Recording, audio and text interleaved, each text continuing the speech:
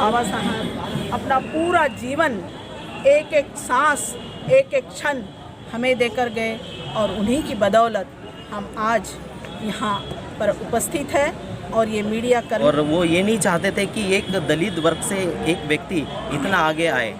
और जो सोच उस समय आज से 70 साल पहले के समाज की थी वो आज भी है। आज भी जो समाज के जो लोग हैं वो नहीं चाहते कि ये कुछ वर्ग के लोग इतने आगे आए हैं। कर पाया तो खुद को गोली मार दूंगा। बात उनके दिमाग में जो था कि मैं भारत को बौद्धमय करके छोड़ूंगा, और बाबा साहब ने भारत को बौद्धमय करके छोड़ा है। भगवान बुद्ध और इस धम्मा लिख करके बाबा साहब ने सभी पढ़े लिखे लोगों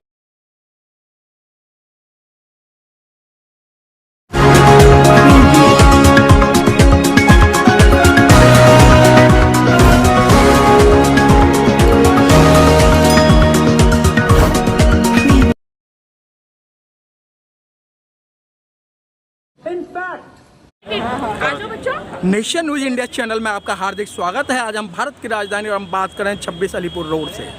हाँ, वही दिन 5 दिसंबर और आज है 6 दिसंबर। 5 दिसंबर को बाबा साहब डॉक्टर भीमराव अंबेडकर जी समस्त बहुजनी नहीं समस्त भारत की आंखों में आंसू देकर चले गए। और आज उन्हीं आंसू की वजह से आज बाबा साहब डॉक्टर भीमराव अंबेडकर जी को श्रद्धांजलि देने के लिए यहाँ आए हैं। और बाबा साहब ने जो कार्य किए थे वो अभी कुछ ही क्षणों में आपको बताया जाएगा। और ये हैं all India Siddharth welfare centre नई दिल्ली की ओर से हमारे बीच में सुजाता अंबोरे जी। आइए हम बात करते हैं। सुजाता जी, आज जितने भी लोग आ रहे हैं नमी आंखों से बाबा साहब को श्रद्धांजलि दे रहे हैं, और जबकि बाबा साहब अपने साथ कुछ लेके नहीं गए, सारा कुछ यहीं छोड़ के गए, उसके बावजूद भी आंखों में नमी और रोते हुए बिलखते हुए नजर आ रहे हैं। जय भीम। तेज बोलो। जय भीम। जय भीम। जय भीम। आज 6 दिसंबर ज्ञान के महासागर, विधि तज्ञ, हम लोगों के मुक्तिदाता और सबके मसीहा, इस देश को संविधान देने वाले संविधान रचयिता बाबा साहेब डॉक्टर भीमराव अंबेडकर जी के महापरिनिर्वाण दिवस पर हम ऑल इंडिया सिद्धार्थ वेलफेयर की तरफ से भावभीनी श्रद्धांजलि अर्पण करने हेतु यहाँ पर पहुँचे हैं। सचमुच आपने सही कहा, बाबा साहब साथ में कुछ नहीं लेकर गए। हाँ, बाबा साहब अपना पूरा जीवन एक एक सांस एक एक क्षण हमें देकर गए और उन्हीं की बदौलत हम आज यहाँ पर उपस्थित है। और ये मीडिया कर्मी भी उसी के बदौलत उपस्थित है, क्योंकि बाबा साहब ने हमें मूलभूत अधिकार दिए, अभिव्यक्ति की स्वतंत्रता दी, हम महिलाओं को जीने का अधिकार दिया, समता के साथ जीने का, स्वाभिमान के साथ जीने का। इतना ही नहीं, आर्थिक स्वतंत्रता तक दिलाई। यहाँ पर जितनी भी महिलाएं मौजूद हैं वो सारी कामकाजी महिलाएं हैं, सरकारी दफ्तरों में काम करने वाली हैं। पुरुष तो है ही, लेकिन उनके बराबर कंधे से कंधा मिलाकर यदि इतनी भारी संख्या में महिलाएं यहाँ पर उपस्थित है तो वो केवल और केवल बाबा साहब के संविधान की वजह से है। और इसी की वजह से हम लोग आज बाबा साहब को एक तरीके से उनका धन्यवाद अदा करने के लिए, बल्कि हम तो जीवन भर भी उनका धन्यवाद अदा नहीं कर सकते या उनके लिए कुछ भी नहीं कर सकते। उन्होंने दिया हुआ रास्ता, जैसे कि रात 5 तारीख की रात में बाबा साहब ने नानक चंद रत्तू को साथ में बुलाया था, और उस रात तक, उस सांस तक, आखिरी सांस तक भी बाबा साहब हमारा ही विचार कर रहे थे, हमारे लिए ही लिख रहे थे, हमारे लिए ही पढ़ रहे थे। और वो सोच रहे थे कि मेरे जाने के बाद इस देश की जनता का क्या होगा। उनके लिए उत्तराधिकारी के रूप में उनके समक्ष उनके जीवन के होते हुए कोई भी सामने नहीं आया। लेकिन हाँ, आज हम सब लोगों को एक प्रतिज्ञा लेनी चाहिए कि हर व्यक्ति बाबा साहब का सपना पूरा करने के लिए नहीं, बल्कि हमारा अपना जीवन आगे बढ़ाने के लिए जो बाबा साहब ने हमें बताया था, जो रास्ता हमें समता का, स्वतंत्रता का, बंधुता का, न्याय का बताया था, उस रास्ते पर चलने के लिए हमें क्या करना चाहिए, इसकी प्रतिज्ञा यहाँ पर आने वाले हर व्यक्ति को लेनी है। केवल बाबा साहब के नारे लगाने भर से या बाबा साहब के जय जयकार करने मात्र से यह काम नहीं बनेगा। तो इतना ही मैं कहती हूँ। सुजाता जी, आपने बहुत अच्छी बात कही कि बाबा साहब को मात्र अब कुछ लोग जो हैं टोकरे में रख के बेचने का काम कर रहे हैं, कड़वा सच है। बाबा साहब ने जिस समय संविधान बनाया और बाबा साहब ने जिस समय समाज के लिए काम किया, उनके साथ इतने लोग नहीं थे और बाबा साहब अकेले ही दोनों हाथों से लिखते थे और बाबा साहब उस समय बड़े दुखी थे जिस समय संविधान मनुवादियों के हाथ में दिया था। लेकिन आज भी करोड़ों डॉक्टर हैं, करोड़ों वकील हैं, करोड़ों इंजीनियर हैं, बाबा साहब के मिशन को आगे ले जा रहे नहीं हैं। और आज की तारीख में है जो बाबा साहब ने जो दिया था वो भी आपके हाथ से छिन चुका है, कोई छुपा नहीं है। जी, आपने ठीक कहा, परंतु मैं सकारात्मक बात करना चाहूँगी। जो भी कुछ नहीं हो रहा है उससे ज़्यादा जो कुछ हो रहा है उसकी तरफ हमें देखना है। मैंने जैसा कि अभी बताया कि पढ़े लिखे लोगों ने बाबा साहब ने कहा था कि धोखा दिया, लेकिन फिर भी मैं कहूँगी कि यहाँ जितने लोग वकील, डॉक्टर, इंजीनियर सब कुछ यहाँ पर मौजूद है और ये हमारी कामकाजी महिलाएं मौजूद है, तो अब लगभग जागरूकता आ रही है और जो अन्याय अत्याचार हो रहे उनके खिलाफ आवाज़ उठाने के लिए भी हम जागरूक हो रहे और जागरूक कर रहे हैं। हमारी संस्था all India Siddharth welfare centre पूरी दिल्ली में नहीं बल्कि पूरे ऑल इंडिया में काम कर रही है।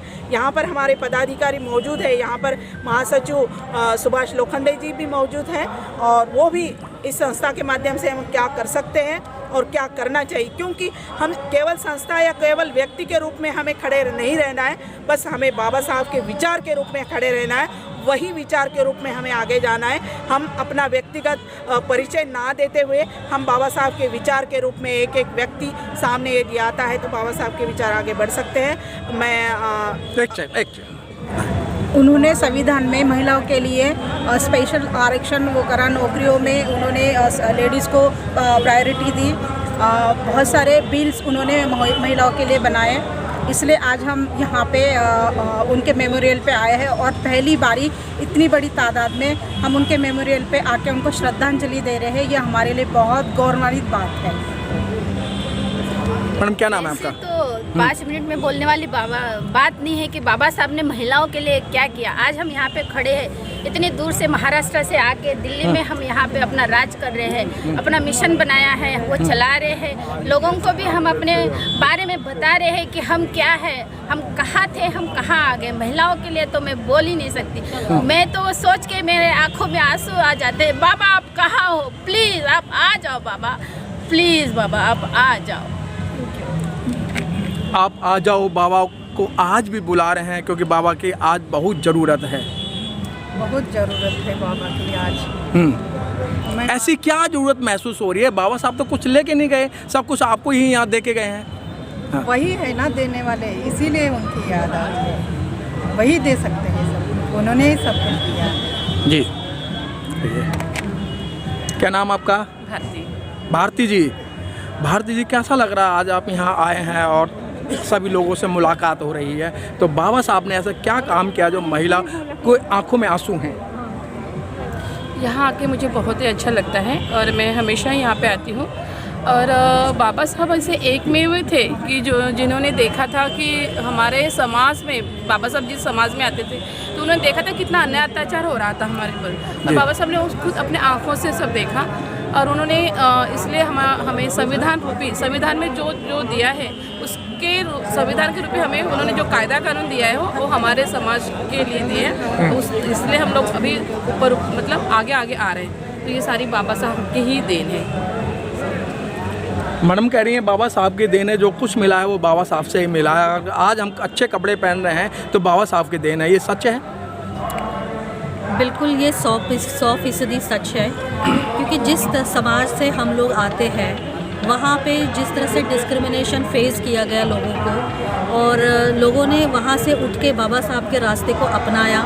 और सबसे बड़ी बात जो उन्होंने कही थी, शिक्षित हुआ, संगठित हुआ आणि संघर्ष करा। इसका मतलब शिक्षित हुई है तो हम लोगों ने शिक्षा ग्रहण की। हम लोग आज की डेट में अपनी संगठन के साथ यहाँ आए हैं तो हमारी संगठन दिख रही है आप लोगों को। और संघर्ष तो हमारे जीवन का एक ऐसा पहलू है जिसको हम कभी भूल ही नहीं सकते, क्योंकि बचपन से लेके अब तक आज भी अगर हम सरकारी नौकरी कर रहे हैं, इस जगह तक पहुँचे हैं, फिर भी हर क्षण संघर्ष करना हमारे जीवन में लिखा ही हुआ है। तो उनके ये 3 बताए हुए जो मुख्य रास्ते हैं उस पर चलकर यहाँ तक हम लोग पहुँचे, ये बहुत बड़ी बात है। और इसके लिए मैं तहे दिल से डॉक्टर बाबा साहेब आम्बेडकर ने जो स्पेशली जो मैडम ने कहा कि महिलाओं के लिए आज तक के ऐसा नहीं हुआ था भारतवर्ष में कि महिलाओं को पुरुष के साथ एक समानता का अधिकार, समानता तो बहुत दूर की बात है, नारियों को जानवरों से भी बदतर ज़िंदगी जीनी पड़ती थी। और जो बाबा साहेब आम्बेडकर ने पहचाना कि हाँ 50% महिलाएं इस समाज को पार्ट बनाती है, महिलाएं हैं जो कि पूरे घर को बनाती है, उसका उन्होंने ध्यान रखा और उस हिसाब से उन्होंने महिलाओं को आगे बढ़ाने के लिए उनको शक्ति दी। और उसको जिसको लोग नारी शक्ति के नाम से कहते हैं, वो सिर्फ नारी शक्ति किसी पूजा पाठ से नहीं मिली है, वो मिली है केवल शिक्षा से। और मुझे लगता है कि ये मार्ग जो उन्होंने दिखाया, अगर सारी दुनिया इस मार्ग पे चले तो कहीं पे किसी तरह का कोई भी जो आजकल हमें देखने को मिलता है वो नहीं होगा। Thank you. आइए हमारे बीच में एक साथी और हैं और हम उनसे बात करते हैं, क्योंकि अभी महिलाओं ने जो बताया वो हकीकत बात है कि जो बाबा साहब ने अधिकतर जो काम किया महिलाओं के लिए, क्या हिंदू कोड बिल की बात करें और अन्य की बात करें, तो हमारे बीच में एक साथी और हैं। सर, बाबा साहब इतने पढ़े लिखे थे और हर समय सूटेड बूटेड रहा करते थे, और जब बाबा साहब नौकरी कर रहे थे तो उनके साथ भी इतना बड़ा एट्रोसिटी हुआ करता था, छुआछूत हुआ करता था। तो बाबा साहब ने सोचा कि मैं इतना पढ़ा लिखा मेरे साथ हो रहा था, मेरे समाज के साथ इतना गंदा व्यवहार क्यों? क्योंकि उस टाइम का ज़माना बहुत कुछ था और अभी का ज़माना बहुत कुछ है जी। अभी जो ज़माने में हमारा हिंदू कोड बिल आया, हमारे माता बहनों को जितना बाबा साहब ने हिंदू कोड बिल के अंदर दिया, इसी वजह से हम सिर उठा के ऐसे लोगों के सामने चलते, पूरे दुनिया के लोग, पूरे इंडिया के लोग, पूरे महाराष्ट्र और इंडिया के लोग यहाँ आए हैं उनकी पुण्यतिथि, उनके स्मारक के लिए और उनको श्रद्धांजलि देने के लिए। एट्रोसिटी तो बाबा साहब के ज़माने में भी होती थी, उस समय भी जो लोग थे और वो ये नहीं चाहते थे कि एक दलित वर्ग से एक व्यक्ति इतना आगे आए, और जो सोच उस समय आज से 70 साल पहले के समाज की थी वो आज भी है। आज भी जो समाज के जो लोग हैं वो नहीं चाहते कि ये कुछ वर्ग के लोग इतने आगे आए हैं। जैसे बाबा साहेब आम्बेडकर ने सबको एक समानता का जो स्थान दिया है, उन्होंने कहा कि एजुकेटेड बनिए, तो जो एजुकेशन इस समाज ने लिया है, जो एजुकेशन इस समाज ने ग्रहण किया है, उससे आज जो दूसरा वर्ग है उसको ये लगता है कि कहीं हमारे बराबरी में ना आ जाए। तो इस कारण से ये लोग एट्रोसिटी करते हैं। इनका ये काम है कि ये कुछ ना कुछ करके आपको दबाया जाए, आपको सप्रेस करें। जितना आप सप्रेस रहेंगे उतना उनको फ़ायदा होते रहेगा, जितना आप पीछे जाएंगे उतना उनको फ़ायदा होता रहेगा। उनका ये कभी भी नहीं मानना है कि कोई ये जो समाज है, जो हमारा जो समाज आता है, पिछड़ा जो समाज जो कहते हैं, जो कि हम यूज़ नहीं करते, क्योंकि मैं एक एडवोकेट हूँ तो मैं ये शब्द इसको कभी भी यूज़ नहीं करूँगा। जो उन लोगों की धारणाएं हैं कि ये पिछड़ा समाज हमारे साथ कैसे आ सकता है। आज भी जब भी मैं बैठता हूँ, मेरा जो डिस्कशन का जो पार्ट रहता है तो मेरा यही पार्ट रहता है कि अगर बाबा साहब आम्बेडकर ने ये हमको रास्ता नहीं दिया होता तो आज मैं यहाँ पे नहीं आया होता, और आप लोग मेरे साथ बैठ के ये डिस्कशन का पार्ट मुझे कभी भी नहीं बनाते। तो ये एट्रोसिटी तो होते ही रहेगी, लेकिन हमें फिर भी संघर्ष करना है और हमें आगे आना है। लोग हमें कितना पीछे खींचने की कोशिश करें, हमें कभी भी पीछे नहीं जाना है, हमें आगे जाना है। अगर आप बाबा साहेब की एक उंगली भी देखेंगे, उन्होंने आगे का रास्ता दिखाया। उन्होंने कहा कि जो आपके ऊपर अत्याचार होते आएंगे और हमेशा होते रहेंगे, लेकिन आपको संघर्ष करना है और निरंतर आगे बढ़ना है, ये चलते रहेगा। धन्यवाद। आपको संघर्ष करना है, नियंत्रण बढ़ते रहना है। एक हमारे युवा साथी और जुड़ चुके हैं। सर, कितना ये वकील साहब की बातों से आप सर्टिफाई हैं? एक्चुअली मैं सुभाष लोखंडे जी। एक्चुअली हमारा समाज अभी जागरूक हो रहा है, और जागरूक सर 75 साल हो गई हैं सर, कब तक जागरूक होगा सर? हो रहा है जी। अभी पहले तो अपन घर के अंदर ही बाबा साहब को पूछते थे या बाबा साहब को मानते थे, हिम्मत नहीं होती थी बाहर निकलने की। अभी तो अपन बाहर रोड पे आ रहे हैं, मतलब जागरूक हो रहा, समझ रहे। इसके पहले मैं थोड़ा, हम जो सिद्धार्थ वेलफेयर से आए हैं उसके बारे में बताता हूँ, यही बताऊँगा मैं। एक्चुअली आज तो हमारे लिए अत्यंत दुख का दिन है, क्योंकि आज ही के दिन हमारे करोड़ों दलित पीड़ित, उनके मसीहा आज के दिन हमें छोड़कर चले गए थे। उस टाइम की जब सिचुएशन देखते हैं तो पूरा देश शोक में डूब गया था, जो आज नहीं देख पा रहे हम। उस टाइम हर जगह रोने की आवाज़ें आ रही थी। तो हम 66 साल हो गए महापरिनिर्वाण के बाद 66 साल हो गए हमें थोड़ा जागरूक होने में, समझने में बाबा साहब को। लेकिन अभी भी कई लोग बाबा साहब को नहीं समझ पा रहे। जो अपन बोल रहे हैं क्या अभी भी एट्रोसिटी क्यों होता है, तो अपन जब जागरूक हो रहे तो उनके पाँव खिचकने की तरफ जा रहे हैं जो ऊपरी समाज है। नहीं सर, नहीं लगता है। मैं आप मेरे क्वेश्चन से थोड़ा सा भटक गए। हमारे बीच में ML अंबोरे जी हैं जो एजुकेशन में डिप्टी डायरेक्टर रहे हैं। और सर, बाबा साहब ने संकल्प लिया था और एक पेड़ के नीचे बैठकर अगर मैं समाज की ये छुआछात ख़त्म नहीं कर सका तो मैं अपने आप को सुसाइड कर लूँगा, गोली मार लूँगा। लेकिन आज की जो आवाम है, आज की जो जनता है, वो बाबा साहब के मिशन को आगे ना ले जाकर पीछे ले जा रही है। आप देख रहे हैं कुछ नहीं बचा है। ये लोग झूठ बोल रहे हैं। अगर मैं मीडिया के सामने सच कर रहा हूँ कि आज कुछ भी नहीं बचा है बहुजन समाज के पास में, सब लुट चुका है। यह क्या सत्य है? बाबा साहब ने जो संकल्प लिया था वडोदरा में कि मैं यदि मेरे समाज को जागरूक नहीं कर पाया तो खुद को गोली मार दूंगा, बात उनके दिमाग में जो था कि मैं भारत को बौद्धमय करके छोड़ूंगा, और बाबा साहब ने भारत को बौद्धमय करके छोड़ा है। भगवान बुद्धा और इस धम्मा लिख करके बाबा साहब ने सभी पढ़े लिखे लोगों को जानकारी दी है कि बाबा आप लोग किस तरीके से अपने जीवन में आगे बढ़े। और बाबा साहब ने जो प्रतिज्ञा की थी उसका नतीजा ये हुआ कि आज लोग जो जितना जागरूक हो गए हैं, शायद इतना लोग कभी जागरूक नहीं थे। पढ़े लिखे लोगों ने धोखा दिया ऐसा लोग कहते हैं, परंतु आज जो पढ़े लिखे लोग बाबा साहब की वजह से यहाँ पर खड़े हुए हैं और जिनकी वैयक्तिक प्रगति हो गई, वो समाज में कुछ ना कुछ तो योगदान देता होगा। और समाज में जब योगदान देता है तो ये समझ लीजिए कि समाज की प्रगति हो रही है और समाज में आगे बढ़ने का मौका मिल रहा है। और जब आगे बढ़ने का मौका मिलता है तो वो 1, 2, 4 इस तरीके से गुनाकार करते चलता रहता है और आगे बढ़ने की लोगों को प्रेरणा भी देता है और खुद भी आगे बढ़ता है। मैं ये समझता हूँ कि बाबा साहब ने जो संकल्प लिया था उसका ही आज परिणाम है कि दिल्ली जैसे शहर में आज गांव-गांव से, पूरे भारतवर्ष से जितने लोग आए हैं, MP से आए, UP से आए, महाराष्ट्र से आए, इतने सारे लोग यहाँ पर आए हैं, इसका ही नतीजा है कि बाबा साहब के संकल्प की वजह से आज हम लोग यहाँ पर आ पाए हैं और आगे भी ऐसा ही कारवार चलता रहेगा। आपका मैं बहुत धन्यवाद करता हूँ कि आप इतने लोगों के बीच में आपका ये माध्यम आगे बढ़ा रहे। मैं आपका शुक्रिया अदा करता हूँ।